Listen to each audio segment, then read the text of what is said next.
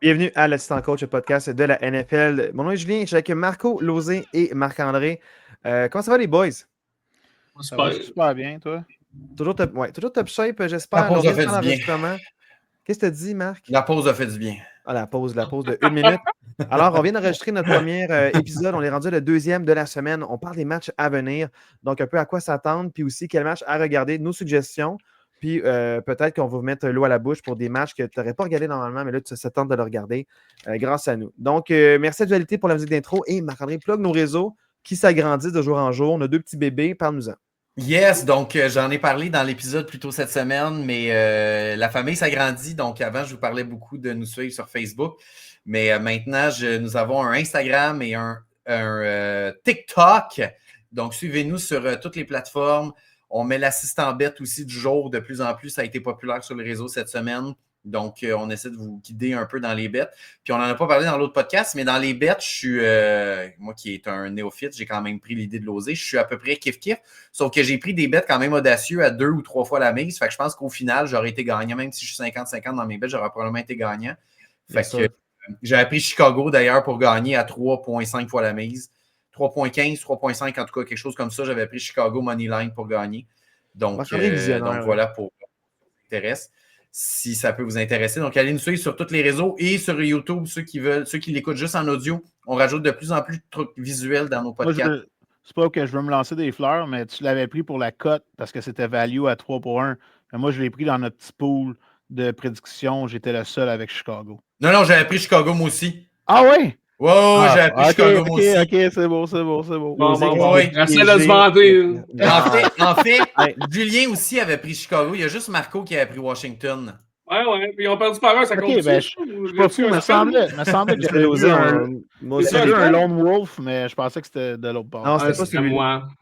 Là, dans le fond, des matchs à venir, prime time jeudi, hein, les 2 top équipes de la AFC North, les Steelers à 4-1 et les Bengals à 2-4. Les Bengals qui ont commencé 2-0 sont 2-4. Ils sont encore deuxième de leur division. Est-ce que c'est soutenable, ça, cette deuxième place? Selon les Ravens, oui, mais ça reste à voir. Donc, à quoi on s'attend pour ce match-là? Est-ce qu'on s'attend à un beau statement des Steelers qui assoient leur dominance sur une AFC North un peu estropiée? Ou est-ce que les Bengals sont compétitifs puis ils vont mettre plein la vue avec les cornerbacks blessés un peu des Steelers? C'est qui commence? Ça tente, là. Non, poser la question, c'est répondre, là. Les cornerbacks, c'est pas ça qui me fait peur du côté de Pittsburgh. C'est plus l'homme à tout faire, Joe Flacco. Regarde, il a lancé 45 fois la semaine passée, puis ça ne l'a pas empêché de perdre ce game-là par plus.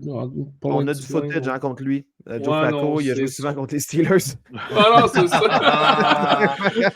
Mais là, il doit plus connaître vraiment l'équipe. Là. Ça a changé d'époque pendant ce temps-là. il a fait des générations. Aïe. Il a fait toutes les autres équipes, en fait. C'est quand même drôle. Ça qui est Joe Flacco pour les Bengals, c'est exceptionnel.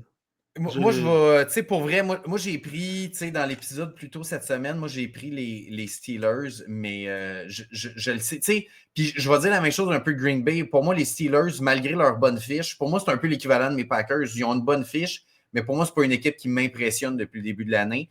Je les prends parce qu'ils jouent contre les Bengals, puis j'ai aucune confiance en Joe Flacco et cette défensive-là, mais je les prends un peu par dépit, mais je m'attends pas à un match extraordinaire et rempli d'étincelles, là, ben honnêtement. Là. Wow. Non, mais si tu veux gagner ce game-là, on va faire la défensive. On va voir peut-être une petite prémisse là, pour le match de jeudi. On va voir si je le feel bien, mais à première vue comme ça, je pense que je tendrais vraiment vers le under de ce game-là. J'ai vraiment aucune attente sur ce match-là. Chase Brown est complètement disparu, on dirait. Moi qui le connais bien, juste pour en parler un peu parce que c'est la division que j'ai vu le plus de matchs. Moi, je m'attends quand même à une victoire des Steelers qui risque d'être convaincante parce que même contre les Bengals, tout feu tout flamme, quand ils sont en pleine force, les Steelers créent des revirements, font des interceptions, ont des sacs du corps. Ils ont une demande défensive, ils mettent beaucoup de pression, puis souvent, c'est extrêmement serré. Mais par contre, là, si tu regardes les Bengals qui offrent même avec Flacco, les points par game, les Bengals sont 29e en ce moment. Les verges par game, 31e. Temps de possession, 32e. En défensive, les sacs, 22e. Ils ont quand même quelques interceptions. Ils ont 6 interceptions, mais sont moins 4 au différentiel des turnovers. C'est-à-dire qu'ils perdent plus souvent la balle qu'ils la. Ils sont peut-être 5e en interception, mais ils perdent plus souvent la balle. Ils ont plus de turnover que de takeover. Donc, je ne vois pas comment ils peuvent être compétitifs. Je suis content que les Steelers ont un prime time, puis ça va être moins stressant pour moi à regarder que contre d'autres équipes comme genre Détroit qui s'en vient bientôt. Pour moi, c'est un match mais c'est un match extrêmement important parce que les Ravens faut pas du l'écharpe. 36% de probabilité de faire les playoffs ou même de gagner la division, ce qui est hallucinant pour une équipe qui est à 1-5. Donc, les Steelers ne doivent pas échapper ces matchs-là s'ils veulent donner premier de leur division et aller en éliminatoire avec un match à domicile. Donc, là, je pense que les Steelers sont assez bons pour être en éliminatoire. Mais si tu veux être à domicile, puis avoir l'avantage de la foule, peut-être 1 ou 2 matchs, il faut que tu gagnes ces matchs-là. Tu es deuxième de la AFC. Tu n'as pas le droit de le perdre. Non, tu ne peux pas perdre ce match-là. C'est un match que tu dois absolument aller chercher. Puis ils ont tout ce qu'il faut. Ils font des plus 7 au différentiel des turnovers, 5 interceptions, sont 8e dans la ligue. Ils ont 20 sacs du corps, sont 2e en sac du corps. Ils vont saquer Joe Flacco. Les Bengals sont la pire au line de la ligue ou à peu près les Bengals. C'est ça. Honnêtement, je ne vois pas comment les Bengals vont tenir longtemps. On peut être surpris. Peut-être qu'il y a une flamèche, puis c'est un jeudi soir, semaine courte, puis là, tout d'un coup, ça clique. Tout peut arriver un jeudi soir. Mais je ne vois pas comment les Steelers pourraient perdre ce match-là, sauf si l'attaque ne clique pas, puis si l'attaque crée des turnovers. Ou, je veux dire, subit des turnovers. C'est la seule manière qu'ils pourraient perdre ce match-là, c'est s'ils perdent les turnovers ou qu'ils lancent des interceptions. Mais je ne pense pas qu'Aaron Rodgers va se débarrasser du ballon. Il quand même protège bien la balle. Il est très intelligent pour faire ses passes puis se débarrasser du ballon jusqu'à date avec les Steelers. Donc, c'est ça. Ça va être un match à regarder parce que c'est un match prime time, mais pour moi, ça reste un match moins stressant. Puis j'espère que ça ne va pas être stressant ni trop tendu. Mais c'est ça que je m'attends pour le match. Je m'attends à un match avec plus de beaux jeux défensifs qu'offensifs. Exactement, oui.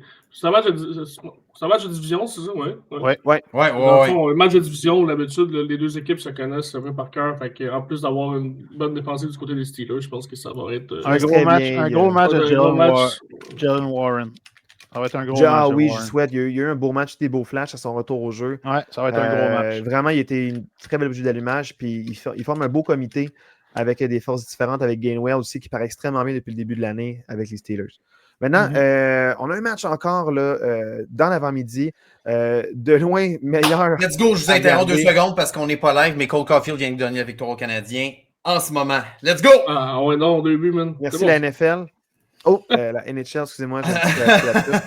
Les Rams contre les Jaguars à Londres. À quoi s'attendre de ce match-là? 2 équipes à 4-2 qui ont gagné quand même beaucoup de matchs, sont compétitifs, mais les Jaguars viennent de perdre un match que je pensais qu'elle allait gagner. Puis les Rams sont vraiment impressionnants depuis le début, malgré les blessures, trouvent une façon de gagner. Sean McVay, excellent entraîneur-chef. Je pense qu'il va avoir un plan de match, peu importe qui va jouer pour les Rams. Il va avoir un bon plan de match, puis je pense qu'ils vont en faire assez pour gagner contre les Jaguars. Mais je ne sais pas qu'est-ce que vous en pensez. Losé? Je m'attends à un bon match. Ouais, ben... Et check la cote à Travis Etienne. C'est ça. Non, mais je m'attends à un très bon match. C'est pas encore garanti si Puka Nacua va jouer, mais les chances sont qu'il ne joue pas parce que les Rams, ils ont un bye la semaine prochaine. Il y a une blessure achevée au dernier match, il est revenu, mais il n'y a pas eu de target. Puis on sait que quand Nacua est sur le terrain, il y a tous les targets. Fait que clairement qu'il n'était pas top shape. Ça serait surprenant de le voir là. Il va probablement rester à la maison, pouvoir se reposer 2 semaines, pouvoir revenir en force. Écoute, les Jags, pour moi, ça reste un des mystères. Vraiment. Pour moi, là, dans la ligue, est-ce qu'ils sont bons? On pensait qu'ils étaient legit après le match contre Casey. Ils reviennent, ils font rien. J'arrive pas à négocier. Si Puka Nacua était là, selon moi, ça aurait été un match facile pour les Rams. Par contre, là, mais bon, peu importe le résultat, peu importe le outcome de ce match-là, on va probablement avoir droit au meilleur match du dimanche matin jusqu'à maintenant. Là. Ouais, ben. Vikings Steelers, c'était un super beau match serré, ça. Alors, mais il y a eu tu sais, quoi? pour C'est quoi? ceux C'est qui- les Jets contre les Broncos? Pour ça, ceux c'est qui ça? aiment les matchs défensifs, incluant les Game Steelers, c'est un 16 beau à match. 13. Ouais, c'est ça. C'est Un pas... mauvais. Ça Pauvre finit Claude. 24-21. C'était quand même pas mauvais comme match. Là. Pour C'était les serré jusqu'à la fin. Ouais, mais c'est parce que Défensive a 24 dû points show pour les up. Steelers, c'est leur summum de la saison. Tu Ça, sais, c'est c'est ça vrai. l'affaire. Wow. Euh, Je savais que les flèches allaient recommencer. Dernier épisode, tu m'as. Si tu me dis que Trop les Steelers silencieux. font 40 points, tu me dis laquelle date qu'ils ont fait 40 points la dernière fois, va falloir Non, que mais j'aille ça va chercher être loin. un bon match. Ah, c'est avec Puis Big Ben. Je m'attends pas à ce que ce, mettons, milieu du 4e quart, que ce match-là soit fini. Je pense que c'est un match que ça va être le fun. Ça va nous donner le goût de le suivre jusqu'à la fin, qui va amener presque au début des prochaines games. Fait que non, c'est une belle raison de se lever tôt, prendre un café, préparez-vous tout le monde pour une autre belle journée de NFL qui s'en vient. Je pense que ce match-là va mettre la table pour toute la journée. On dirait que ça va être comme l'attaque des Jaguars contre la défense de. Tu sais, ça sera pas nécessairement le contraire, mais on dirait que c'est la défense qui va donner plus de fil à retordre à Trevor Lawrence puis à Travis Etienne que d'autres choses, je pense. Ouais, je suis d'accord. Ouais, C'est pour ça qu'ils vont être dans le match, les Rams. Pour répondre à ta Exactement. question, Marco, les Steelers ont marqué une seule fois 40 points ou plus dans les 7 dernières années. C'est ça. Faut que tu fasses x17, là. Fait que, ouais, C'était en 2024. C'est la seule fois en 7 ans qu'ils ont marqué 40 points. 40, c'est beaucoup, parce que je suis sûr qu'il y a beaucoup d'équipes qui ont fait 40 points depuis un bon bout, là, mais tu sais, mettons 30-35, ça pourrait être. Ouais, les Bears, c'était en 1938. Là. Avant la Deuxième Guerre mondiale. Ouais, c'est ça. C'était pendant la Deuxième Guerre mondiale. Là, ça venait de se déclencher. Les autres équipes, leurs meilleurs joueurs, sont allés à la guerre, mais les Bears n'étaient pas assez bons pour aller à la guerre, même si la conscription était obligatoire. Fait, dans le fond, c'est pour ça qu'ils ont marqué. C'est pour ça que Maurice Richard était bon, c'est ça? Ouais, c'est ça. C'est pas les mêmes années. C'était bien. Non, c'est pas les mêmes années, mais je parle. En tout cas, il y a beaucoup de monde qui était sûrement. Une génération sacrifiée. Je pense qu'on s'écarte. Je pense qu'on s'écarte. Du match. Non, mais on s'écarte. Mais c'est toujours ça qui arrive quand on parle des Steelers. On veut tellement pas parler d'eux longtemps qu'on change de sujet n'importe quand. On parlait des Rams contre les Jaguars. Là, okay? On peut-tu arrêter là? Les Rams ont été plates longtemps aussi, on va se le dire. Là. Ouais, mais là, début 2000, quand j'ai commencé à regarder le football, avec Marshall Faulk puis Kurt Warner. Ouais, mais gars, l'osé. Je m'excuse, là, mais c'est vrai que c'est le fun de marquer 40 points. Surtout quand t'en accordes 44 puis tu perds, là.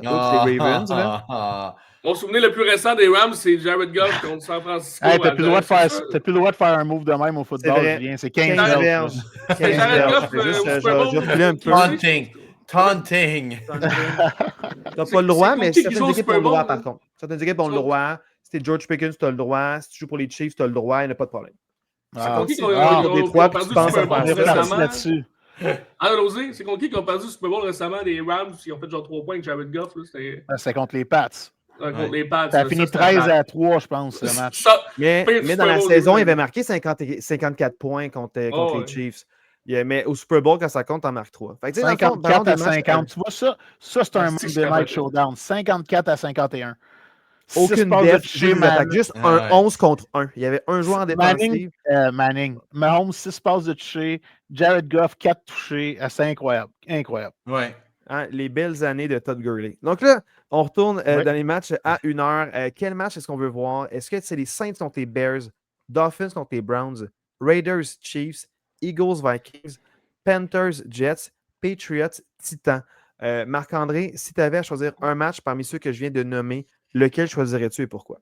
Il y a quand même quelques matchs somnifères là-dedans, là, on va se le dire. Là, les Panthers, des matchs qui sont enivrants. Ben, tu sais, les matchs les plus enivrants, c'est sûr que même si c'est pas une affiche extraordinaire, moi, je suis quand même curieux de voir Mike Vrabel, son retour à Tennessee avec les Pats. Les Pats, est-ce qu'ils vont être, un peu comme on l'a dit dans l'épisode de mardi, est-ce qu'ils vont être capables de pile-up et de conserver leur première place dans la division? C'est sûr que moi, ça, c'est quelque chose qui m'intéresse. Le match Colts, excuse-moi, ça, c'est à 4 heures. Pour moi, c'est pas mal ça, là. Honnêtement, Philadelphie-Minnesota, si J.J. McCarthy joue, pour moi, ça enlève un peu d'intérêt. Mais si c'est Carson Wentz qui joue, Carson Wentz contre Philadelphie, Philadelphie qui n'est pas impressionnant depuis le début de la saison, sont dans les... Presque toutes les stats sont dans les dernières 5 équipes de la Ligue. Donc, pour moi, c'est peut-être les 2 matchs qui m'intéressent plus. Toi, Lodi, tu dirais quelle équipe? Écoute, moi, là, souvent, quand je regarde une liste de matchs, j'ai comme le premier flash qui me vient, comme qui est pour moi l'évidence du meilleur match. Puis là, ça serait facile de dire Philadelphie-Minnesota. Mais là, je vais vous dire aujourd'hui, si jamais, à moins que ce soit un prime time, je regarderai plus jamais une game des Eagles. Ils ont fait 4 touch-push consécutifs la semaine passée. C'est dégueulasse. C'est une disgrâce pour la NFL. Ouais. Écoute, honnêtement, je t'ai rendu à me poser la question qu'est-ce que je déteste le plus entre regarder un match des Eagles ou un match de la CFL. Puis ça, c'est pas pour dire que les Alouettes qui ont fait un kick sur un joueur défensif pour recouvrir leur propre ils font un petit kick, une verge en avant, puis ils sautent dessus, puis ça donne en tout cas, peu importe, on en là-dedans. Mais pour ceux qui connaissent mon opinion sur la CFL, écoute, c'est pas pour dire, je pense que j'aime mieux regarder un match hors concours de la CFL que de regarder les Eagles jouer. Honnêtement, c'est rendu une disgrâce pour le sport. 4 touch-push consécutifs. C'est dégueulasse. C'est une abomination totale. Tu as probablement le meilleur running back dans la ligue. Tu fais 4 touch-push, honnêtement. Puis après ça, tu avais le coach des Giants qui était en crise. Tu avais Sirianni qui ne s'est pas coaché, mais il trouvait ça drôle. Il riait parce qu'il disait je sais que ça fait chier tout le monde, mais on va vous battre pareil. Puis ils se sont fait crisser une volée. Extraordinaire. Je déteste les Giants, mais je tirais pour eux comme ça se peut pas. Beaucoup d'équipes, Lozé. Fait que là, hein? Plus on jase, plus je me rends que tu détestes beaucoup d'équipes. Non, il mais... Il veut écouter. Non, j'ai pas d'équipe préférée. J'ai pas d'équipe préférée. Moi, j'aime des joueurs, mais je déteste cette équipe-là, cette équipe-là. J'ai pas d'équipe préférée, mais il y a beaucoup d'équipes que j'aime pas. Ça paraît. Exactement. Ils sont en train de changer les règles dans CFL à cause de Lozé. Il y a un Lozé, c'est exactement. Non, mais sans joke, Julien, tu as raison. Par contre, moi, je suis un fan de la NFL, un fan de foot. Fait que je regarde toujours les matchs. Je manque jamais une game, à moins... C'est ça, exactement. À moins d'être dans un chalet, pas de réseau, je manque jamais de game. Fait que même si c'est les deux équipes que j'aime le moins, je vais les regarder. Mais par contre, là, à première vue, ça serait facile. 2 équipes qui vont se battre pour leur division. Mais je veux même pas rien savoir de ce match-là. Surtout pas si c'est J.J. McCarthy. Pour moi, OK, c'est le match peut-être le moins intéressant côté challenge, malgré que c'est un match de division. Mais le match qui m'intéresse le plus, c'est les Raiders contre les Chiefs pour 2 raisons. Premièrement, l'éclosion d'Ashton Jeanty depuis 3 semaines. Il est beau à avoir joué. Puis écoute, je comprends pas comment que Pete Carroll, honnêtement, il est rendu trop vieux pour coacher. Ça n'a plus de bon sens. Mais je comprends pas que dans une équipe où ce qui tire de l'arrière, il passe pas le ballon, mais on dirait que ça vient d'en haut. Puis c'est, regarde, tu vas feeder notre gars. Ça va être le meilleur running back de la ligue pour les prochaines années. Donne-y le ballon. On perd, on gagne, peu importe. C'est Jeanty. Puis ça m'intéresse beaucoup parce que les Chiefs, ils ont une bonne défensive contre la course. J'ai hâte de voir. Là, Jeanty a pris ses aises. Il performe de mieux en mieux à chaque game. J'ai hâte de voir ce qu'il va donner contre les Chiefs. Je pense pas qu'il peut être un élément important au point d'aller chercher le match. Par contre, quand tu arrives contre une bonne équipe, dans une situation où ils vont probablement tirer de l'arrière, à quel point ils vont être capables de quand même performer. Ça, j'ai vraiment hâte de voir. Puis aussi, mon bon ami Marco, autant avec lui, même si on n'a pas la même exacte opinion, j'ai très hâte de voir le retour de Rashee Rice. J'ai extrêmement hâte de voir, parce que là, on a vu dans les dernières semaines, on a presque vu du Casey version, pas 2024, l'année passée, où il gagnait des matchs serrés, où c'était tous des matchs d'une possession qui ne scoraient pas 30 points. Ben, on a vu des versions des Chiefs 2022, 2021, 2023. Puis là, Rashee Rice s'en vient. La dernière pièce du puzzle. J'ai vraiment hâte de voir le premier match avec Rashee Rice. Tout le monde est là pour la première fois depuis probablement 3 ans chez les Chiefs. Fait que ça m'intéresse. Contre une défensive qui est. Ils ont eu des mauvais matchs cette année, mais qui est relativement pas mauvaise, la défensive de Vegas. Fait que, ce match-là, il m'intrigue pour. On s'entend, ça devrait normalement être une victoire facile. Par contre, il y a quand même des petits. Non, mais les Raiders, même quand les Raiders n'allaient pas bien puis gagnaient 3 matchs dans une saison, un de ces 3 matchs-là, c'était contre les rivaux de division qui étaient les Chiefs. Oui, absolument. Ça reste que c'est une petite bête noire là, quand même là, pour les Chiefs. Moi, Wardy, je l'ai toujours vu comme un. Honnêtement, Honnêtement, pour moi aussi, ça a été aussi les Eagles puis Minnesota, comme Marc-André a dit. C'est sûr que J.J. McCarthy, j'aimerais savoir c'est quoi leur opinion à Minnesota, c'est qui va voir jouer, parce que honnêtement, si tu te fies aux fanbase, c'est pas sûr que c'est J.J. McCarthy est bien dans le cœur de bien du monde. En tout cas, ça peut être serré, je ne sais pas. Mais pour des gars de l'extérieur, nous, on voit tout Carson Wentz continuer de partir, là, même si J.J. McCarthy est en santé. Donc, c'est sûr que si J.J. McCarthy start, ça serait juste drôle de regarder ce game-là pour savoir comment il va se débrouiller, puis à la limite en rire, mais c'est sans plus que ça. Puis pour en venir à la game de José qui parle de Las Vegas, Las Vegas aussi, le fanbase, c'est comme n'est pas comme vraiment établi. Là. Je ne sais pas comment ils vendent de billets de saison là-bas, mais les billets sont extrêmement chers pour avoir déjà regardé les prix des billets pour aller à Vegas. C'est du 800$ dans le top là, en partant là, canadien.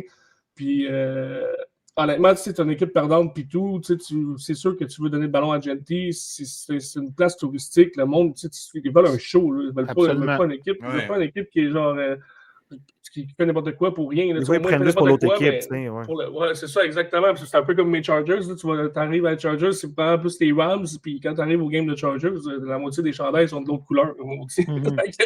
C'est des choses qui arrivent avec les villes qui partagent les partisans. Mais sinon, c'est ça. Ça serait les deux games que je regarderais aussi. Mais aussi, c'est le fun de voir sa progression. Moi, dans le fond, je suis vraiment Patriots contre Titan parce qu'on dirait quand une équipe qui va vraiment nulle part, qui est vraiment pas bonne, tu changes d'entraîneur-chef. Tu sais que c'était passé il y a une couple d'années avec les Colts, justement, qu'elle est nulle part. Puis dans le fond, en changeant d'entraîneur-chef, mais le premier match, ils l'ont gagné parce qu'on dirait que l'équipe veut prouver. Là, ils ont plus de yeux autour d'eux. Les reporters sont peut-être plus intéressés. Ils sentent qu'il y a de l'engouement, puis ils veulent montrer que les joueurs, même si l'entraîneur-chef n'est pas là, eux, ils peuvent jouer, puis ils veulent du footage pour se faire signer. Parce que les joueurs, là, ils veulent pas juste dire « Ah, ben, je vais reprendre la saison prochaine ». Tu sais, genre, eux, ils veulent du footage, ils veulent montrer qu'ils sont bons, puis des fois, c'est le moment pour montrer qu'ils peuvent jouer. Fait que s'il y a un match piège pour les Patriots qui viennent de mener cette division-là pour la première fois de la saison, puis là, ils veulent se dire « Hey, on aimerait ça gagner cette semaine-ci pour asseoir notre première place », il faut qu'ils gagnent ce match-là contre les Titans. C'est accessible, mais les Titans pourraient être électrisés par ce changement-là. Puis, tu sais, peut-être les Titans vont gagner ce match-là, puis plus un Christ du restant de la saison, puis ils vont perdre tout le reste. Là. Ça ne me surprendrait même pas comme scénario. Fait que c'est un match piège aux Patriots. Par contre, l'avantage de Mike Vrabel, ancien entraîneur-chef, lui va être motivé à gagner. Fait que les Patriots vont être motivés aussi. Fait que c'est pas juste intéressant pour les Titans, ce match-là. C'est aussi intéressant pour les Patriots, ce match-là, pour ton entraîneur-chef qui est respecté. Tu sais, c'est un ancien joueur des Patriots, mais il a coaché les Titans pendant toute sa carrière de coach. Fait que je pense vraiment que les Patriots vont gagner, mais ça va être un match qui va être plus sa récompense durant la première mi-temps, je pense. Puis ça, c'est sûr que c'est le match que je commence. Est-ce que je vais finir la télévision-là? Tant que c'est serré puis que c'est intéressant, je vais rester sur ce match-là. Mais moi, le match que je vais s'intoniser au début, c'est Patriots-Titans. C'est celui-là qui m'intéresse le plus pour ces raisons-là. Pour faire une mini parenthèse, là, moi je pense que on vient de voir le congédiement du coach, je n'ai même pas eu le temps de savoir son nom, là, pour vrai, il est tellement arrivé vite puis parti vite. Mais genre honnêtement, la pire erreur de Tennessee, ça a été de congédier Mike Vrabel. C'est un des meilleurs coachs de football.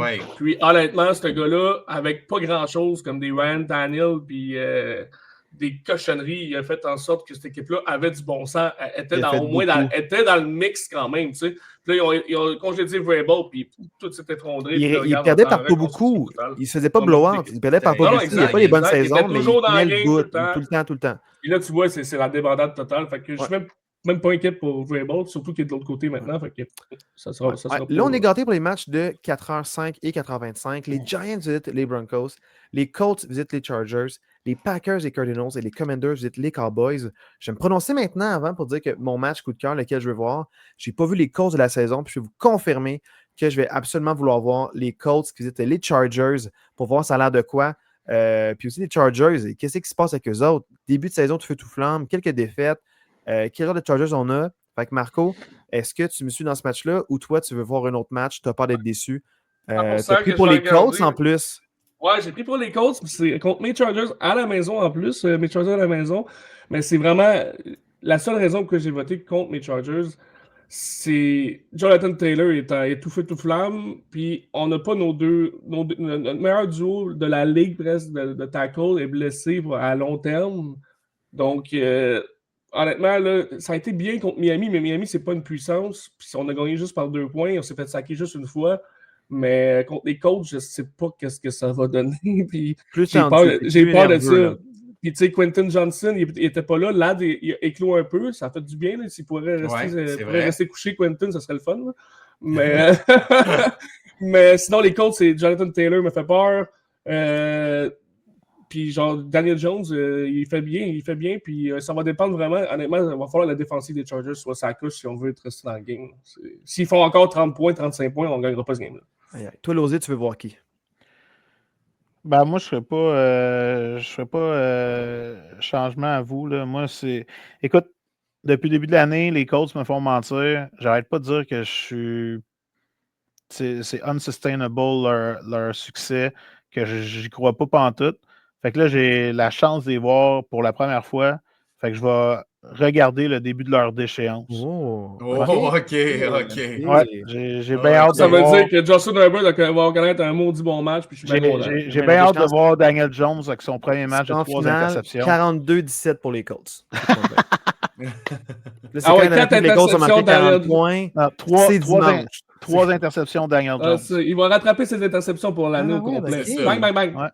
Bang, bang, bang. Losé qui affirme plein de choses. On va clipper ça, en, mettre ça sur TikTok, on va les ressortir la semaine prochaine pendant le match. Avec des passes en bas de 20 verges, ça va être tough en maudit, par exemple. Ouais. Chaque passe de toucher, on va mettre un clip de lui qui lance la passe de toucher, toi qui dit il lance 3 d'interceptions. On va voir si Jim Harbaugh est vraiment un bon coach de la NFL, parce que si tu dis bien les vidéos, puis tout, il va peut-être pouvoir voir ce que Marc-André a vu, puis Derwin James devrait marauder là-dedans. C'est ça. J'y souhaite à James. Marc-André, toi, est-ce que tu regardes le même match que nous ou tu t'en tiens avec tes Packers contre les surprenants Cardinals avec Brissett? Sans blague, même si ce n'est pas toutes des bonnes équipes, moi, je m'attends à 4 bons matchs de football, honnêtement, à 4 heures. Pour vrai, là, Giants-Broncos, même si je pense que les Broncos vont gagner, je m'attends à un match serré. Les Giants qui nous montrent quand même de belles choses depuis le changement de corps arrière. Colts Chargers en avait parlé. Packers-Cards, tout dépendamment si c'est encore Jacoby Brissett, le corps arrière. Les Packers peuvent se faire chauffer les fesses. Ça va être mon équipe. Je suis aucunement convaincu par leur performance, à part le blowout win la semaine 1 contre les Lions. Ouais, ça, depuis ce temps-là. La semaine passée, Love, il m'a vraiment. C'était pas convaincant, les Packers. Je trouvais Love. Les Packers sont pas convaincants. Ils ont vite gagné avec un bon score, mais ça a été long. C'était pas convaincant du tout. Je comprends ce que tu veux dire par l'attaque des Packers. Fait que, si c'est Jacoby Brissett qui start, moi, je m'attends à un match serré. Ça peut jouer sur la dernière possession. Commanders, Cowboys, c'est 2 équipes qui jouent leur survie. Le Commanders, tu peux pas passer à 3-4. Cowboys avec leur GM propriétaire, puis il fait tout dans cette équipe-là, qui dit qu'ils sont encore dans la course. Tu peux pas échapper ce match-là non plus. Je m'attends vraiment à une plage horaire où ça va être peut-être du passé de l'un à l'autre, parce que je pense que ça va être 4 bons matchs pour vrai. Là.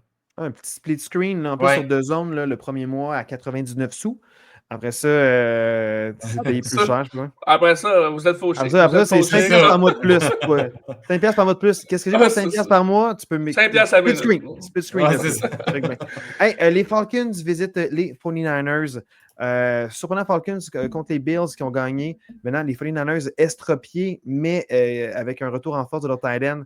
Losé, tu nous as prédit une victoire des 49ers. Est-ce que ce match qu'on regarde au complet jusqu'à la fin, ça va être serré ou amené tôt ou tard, les 49ers sont sur l'horaire d'aller? Comment tu vois ça, toi, ce match-là? Non, même advenant une défaite des 49ers, je ne vois pas aucune des 2 équipes qui pourrait sortir un blowout. Je serais vraiment, vraiment surpris. Je m'attends à une victoire. Je serais assez à l'aise de prendre personnellement les San Fran avec le spread. On favorise par 2,5. Par contre, je ne m'attends pas à un blowout. Je ne vois pas San Fran gagner par plus que 7. Je ne vois pas Falcons faire un mini upset par plus que 5-6 C'est genre un 24-20, 24-21. Ah ouais, ça sent ça à plein nez, là, quelque chose comme ça. Un match serré qui pourrait facilement se finir avec le dernier jeu du match, un placement, le score égal, gagne par 3 points. Quelque chose comme ça, là. Un placement bloqué, après ça, un placement réussi. Ouais. Oui, évidemment.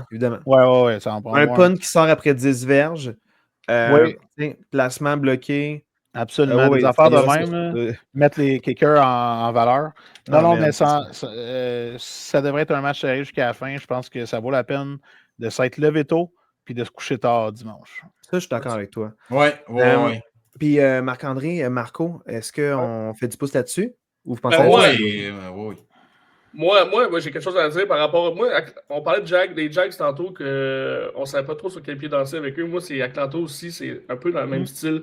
Une game sur deux, ils font une performance défensive malade, d'attaque malade aussi. London fait 170 verges, Bijan aussi. Puis là, on pourrait voir une game contre San Francisco avec toute la moitié à la défensive que London n'attrape pas de ballon, puis Bijan, il fait juste 70 verges, puis ils ont perdu la game 17-13.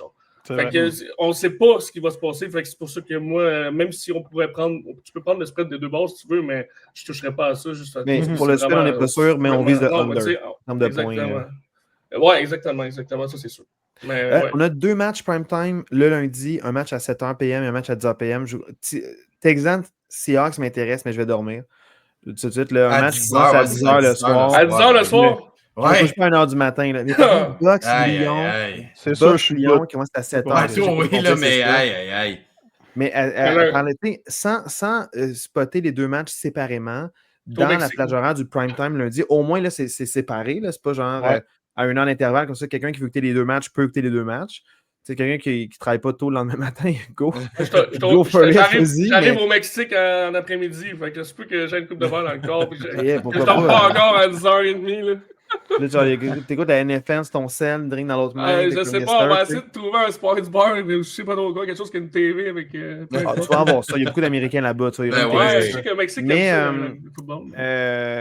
On s'attend à quoi, Bucks Lyon puis Texans Seahawks? Marco, parle-nous un peu de. Oh, ben là, Houston revient d'un bye week, c'est ça? Non? Ouais. Oui, non? Ouais. C'est ça. Fait que c'est sûr que ça va les aider un peu là, pour toutes les petites blessures et tout. Lausanne a parlé un peu tantôt. Ça va aider justement ceux et certains contre les Seahawks. Mais les Seahawks à la maison, super belle lancée. Le GSN a connu un match extraordinaire la semaine passée. C'est sûr que ça va être beaucoup plus difficile. La défensive de Houston contre la passe est vraiment excellente. Mais je vois pas comment ils peuvent vraiment perdre, mais ça va être une game quand même défensive aussi serrée. Ça va dépendre des corps arrière, mais honnêtement, la ligne offensive de CJ Stroud, pour vous avoir envoyé un meme, là, on pourrait le montrer à un moment donné. Ça pourrait être drôle à maudit là, pour le montrer. Là. Mais j'ai jamais vu ça de ma vie, puis c'est des professionnels. Même dans le PWB, genre à l'école secondaire, genre, ils n'auraient pas fait ça. Genre. Les 3 gars qui rushent, puis il y en a 2 qui se rendent au corps. Ben, dans le fond, il y a 3. Non, même pas. Les 2 gars de la O-line, ils se rentrent dedans au lieu de bloquer, ils se bloquent eux-mêmes. Ils se rentrent dedans, le gars dans le milieu qui sont censés bloquer le gars dans le milieu, il passe tout droit vers CJ Stroud. Oui, le sac le plus rapide de l'histoire de la NFL. Ouais, après ça, ils finissent 6 gars contre 1. Puis là, les deux qui se sont rentrés dedans, ils font comme qu'est-ce qui se passe? Ben, on va aller bloquer le seul qu'on voit. Fait que là, ils s'en retournent, ils s'en vont bloquer le seul qui a 4 gars dessus. Fait qu'ils sont rendus 6 dessus. C'était complètement ridicule. J'ai jamais vu ça. Puis t'as genre CJ Stroud, ça fait 20 minutes qu'il est sur le cul à l'arrière avec le gars qui est passé tout de suite. C'était comme. J'ai jamais ri comme ça de ma vie. J'ai jamais vu ça de ma vie. Puis, en même temps, on voit 2 joueurs de ligne en attaque qui se bloquent l'un l'autre. C'est du génie, là. Non, c'est des heures de rep, là. C'est des pros, là. T'es 10 heures de rep, c'est ça que tu fais, man. Le montage est tellement parfait parce qu'ils posent pendant qu'ils sont là, puis tu vois les deux qui se regardent en disant, genre, qu'est-ce qu'on fait? Tu sais, genre, t'es-tu mon coéquipier? Non, c'est ça. Ils se regardent, ils sont comme. C'est quoi le safe word? C'est quoi? Le gars, il doit dire c'est quoi le safe word? Il n'y a personne par là-bas. C'est comme ça. Hey, Marc-André, parle-nous des matchs à venir le lundi soir. mais pour vrai, Texans Seahawks, moi je m'attends à un match moins serré, moins haut en éclat et tout ça. Moi je m'attends à un match peut-être un peu plus défensif. Mais Buccaneers Lyon, manquez pas ça à 7h. Là, ça va aider des feux d'artifice. Je le disais dans le podcast de mardi, pourquoi j'ai pris les Lions, c'est que les Buccaneers vont être vraiment à l'attaque. Là, plusieurs blessés. Egbuka pas là, Irving pas là, Mike Evans, on n'est pas sûr, Godwin pas là. Mais ça reste que Baker Mayfield, il joue une saison de fou. Ouais. Les Lions reviennent d'une défaite. Match vraiment à ne pas manquer lundi. Là. Puis avec des incidences de peut-être le premier rang de la NFC là, pour le bye week. Le bye week est en jeu lundi. C'est vraiment important, là, ce match-là. Moi, les Lions, je sais que tu parlais de Buffalo potential fraud, mais les Lions, en tant que tels, les matchs qu'on disait parfaits, c'était contre des adversaires qu'on jugeait bons, mais qu'on se rend compte qu'ils ne sont pas très bons finalement. Tu sais, le match Lyon-Ravens, on a dit les Lions ont joué un match parfait, mais les Ravens, on se rend compte que sans Lamar, s'il marque 3 points, ça n'a pas rapport. Tu sais, un bon entraîneur-chef va quand même va aller chercher des points, même si tu n'as pas ton carrière partant, que tu devras avoir un bon backup. Tu te rends compte à quel point il est tout seul, ce gars-là. La défensive accorde 40 points. Fait que je comprends que les Lions ont mis un match parfait. Mais les Lions sont quand même 4-2 maintenant. Beaucoup moins en confiance. Ils viennent de perdre contre KC, qui sont quand même une bonne équipe. Mais là, les Lions, ils doivent gagner. À 4-3, c'est pas un bon début de saison pour eux. Dans une division qui est compétitive, avec Green Bay qui est là, la nulle va les avantager beaucoup si jamais ils sont proches. Ouais. Fait que c'est sûr que là, les Lions, ils doivent gagner, mais les Bucks à 5-1, peu importe le nombre de blessures, qui jouent pas, ils vont gagner des matchs quand même. Baker est incroyable, il est inspirant, puis ils gagnent des matchs. Puis même les matchs qu'ils perdent, ils reviennent de l'arrière. Ils ont talonné les Eagles, puis ça a été serré ce match-là. Leur seule défaite, c'est contre les Eagles, puis ils ont été dans le match jusqu'à la fin, malgré la bévue de Baker à la toute fin du match. Fait que tu sais, les Lions devraient l'emporter, mais moi j'ai pris pour les Bucks, parce que je pense que les Bucks vont gagner. Mais les Lions, ils doivent absolument gagner. Fait qu'il faut que tu aies un bon plan de match, une bonne attaque, avec les deux running backs qui font bien et qui performent. Mais ça va être difficile contre les Bucks. La défense des Bucks est bonne. Fait que moi, c'est un must watch jusqu'à la fin. Parce que même si les Lions commencent en Lion, littéralement, à cause de l'expression, là, un must watch. C'est pas un must watch TV. Les Bucks, même s'ils sont à 17 points ou à 20 points d'écart, ils vont mettre des points, ils vont rester dans le match, puis ils vont revenir. C'est super agressif. Il ne faut pas les compter out. Là. Les deux équipes peuvent marquer entre 30 points, même malgré une première demi ou deuxième demi qui est atroce, ils peuvent marquer beaucoup de points. C'est vraiment un match qui va être enlevant. C'est mon match que j'ai le plus hâte de toute la fin de semaine. C'est ça, ce match-là le lundi. Un potentiel de 60 à 70 points, même s'il y a des blessés à l'attaque côté d'Tampa Bay. Puis en même temps, ça se peut que les deux défensives show up quand même par rapport à l'attaque. Parce que les Lions, oui, la défensive est blessée. Il y a des blessures, mais l'attaque des Bucks aussi. Fait que ça va être à regarder ce match-là, c'est incroyable. Pour moi, c'est. Si Baker Mayfield réussit à gagner ce game-là à l'étranger, contre Détroit à la maison qui sont comme dans un mois. Ça serait malade. Ça serait malade. Honnêtement, là, Baker commence déjà à prendre des points pour le MVP en ce moment. S'il réussit à faire ça, commencer à penser à mettre des deux petits piastres, des pièces par-ci par-là sur Baker MVP, parce que s'il réussit à faire ça avec l'équipe. Plus ça va avancer, plus les odds vont être favorables à lui. Fait que moins tu gagnes de l'argent que tu as mis. C'est vraiment bien parti. À moins d'une blessure, c'est vraiment bien parti pour lui. S'il réussit à gagner ce game-là, ça va être un gros plus. Là.